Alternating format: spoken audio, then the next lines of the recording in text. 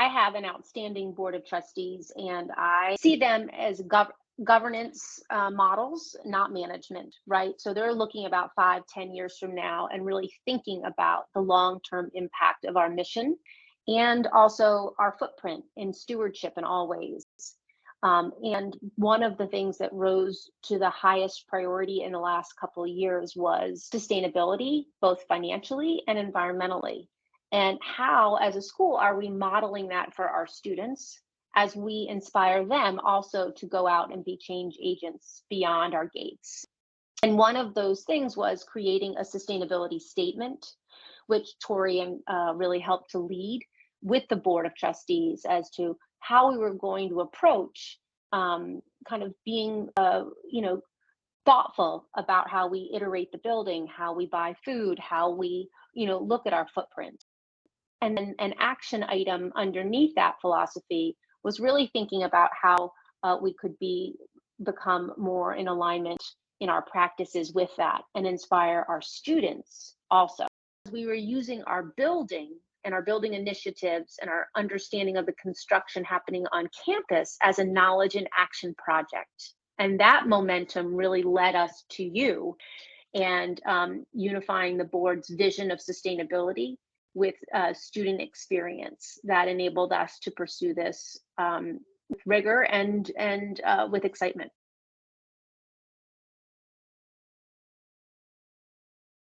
We've changed, a company that we contract with for cleaning based upon the protocols that we needed to do. We found things that were wrong with our air circulation system. And so really thinking about maintenance and consistent checking about those pieces, I think we'll do a better job about kind of those important reviews of all those systems. When we're doing a lot of our renovation, where is our waste going was a really important analysis as to how we can be compliant with this, but also an important piece of stewardship of how we look at waste and what that looks like and how we can do that well. I think all of those pieces have been invaluable in our process.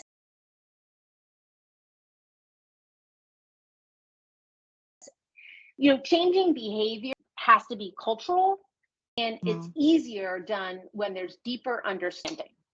And thus those metrics tie to why are we doing this? Oh, I see it, as a graph, as an analysis, and thus I understand why my behavior needs to be different. I could be a more effective change agent and advocate for our move towards this certification.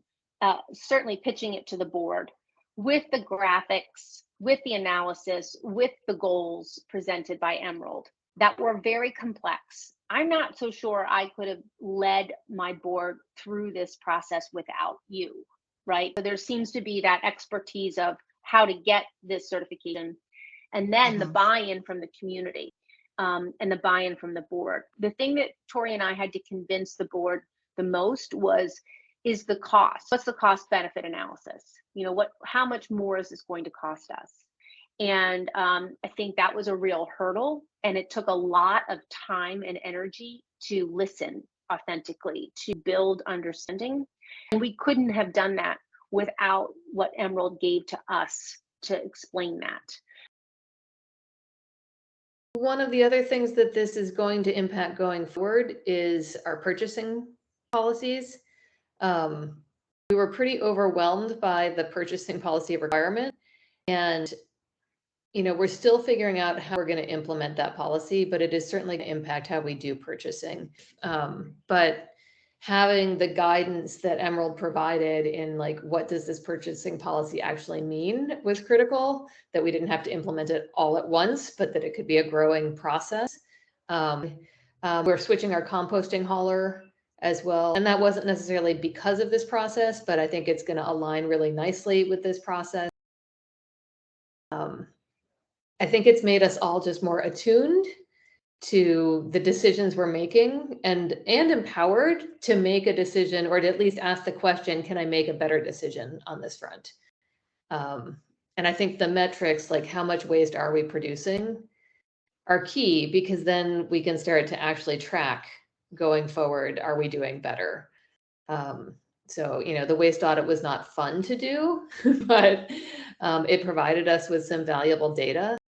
And likewise, I think just, again, asking the questions of places like our IT hub, how much e-waste are we generating every year?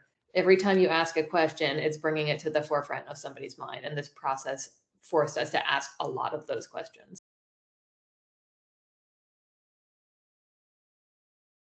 Yeah, I would 100% do it, but go in with eyes wide open that this is not an easy process, but that Emerald is going to hold your hand every step of the way and help you navigate what is a really complex and technical process for certification.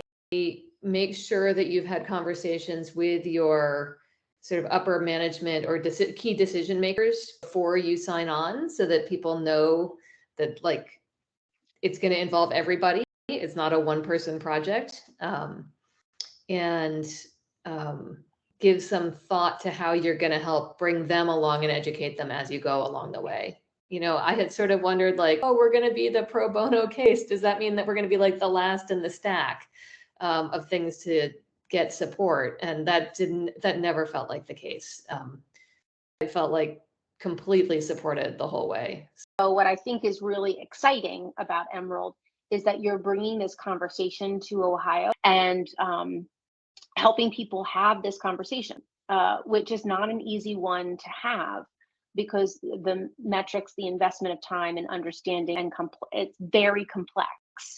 So, it's not if we should have this conversation, it's you need to have this conversation.